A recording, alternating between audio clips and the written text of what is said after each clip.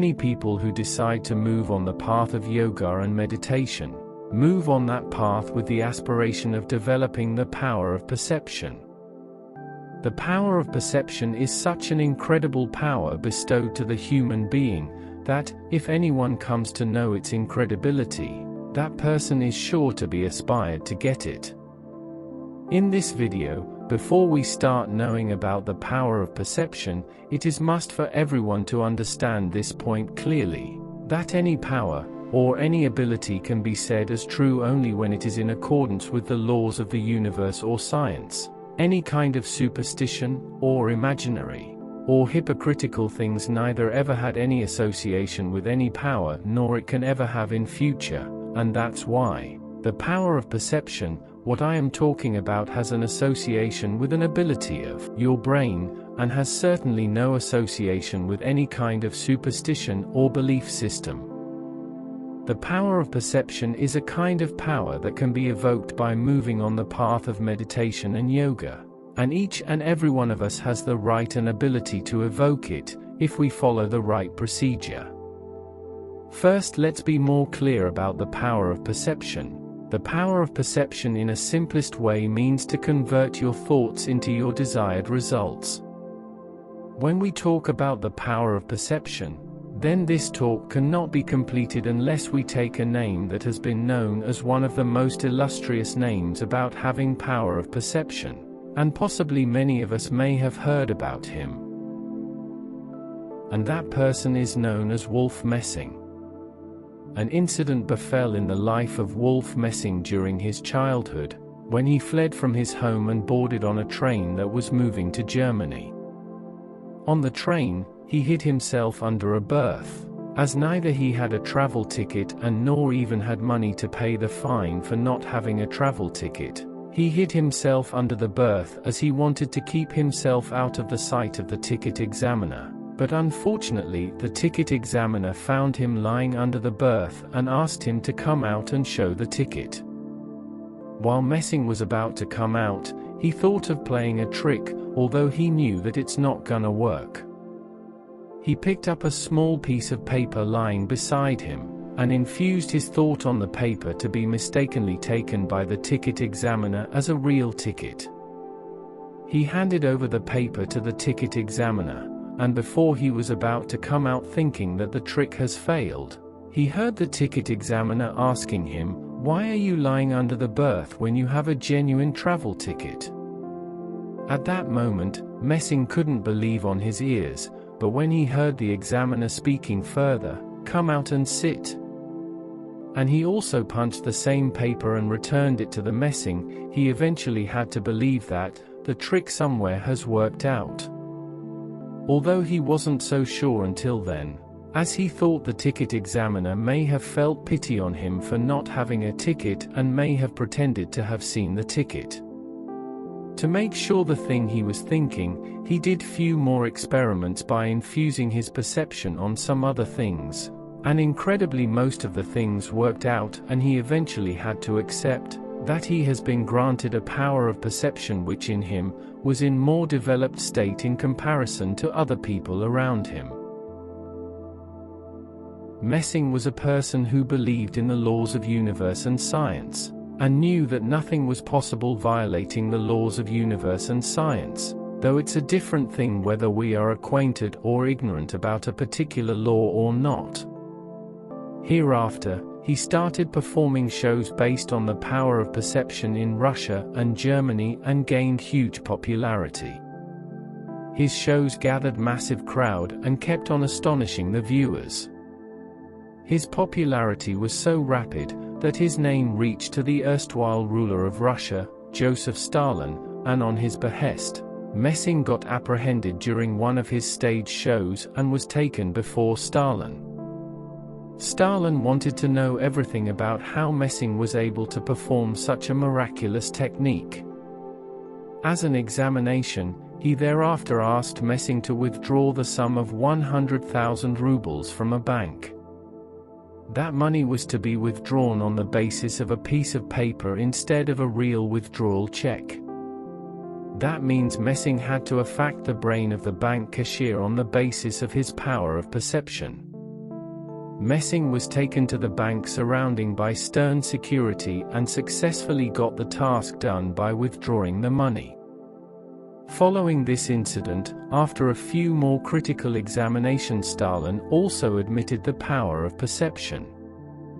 Besides this, one of the greatest scientists, Nikola Tesla, also had a firm belief on the power of perception, and he once even stated that, what all inventions he did in his life were greatly contributed by the power of perception, and he further stated that what all he invented was imagined by him beforehand in his mind, and he implemented the same process what he witnessed in his mind, and according to him, even the invention of the modern electricity is also one of such imaginations of him.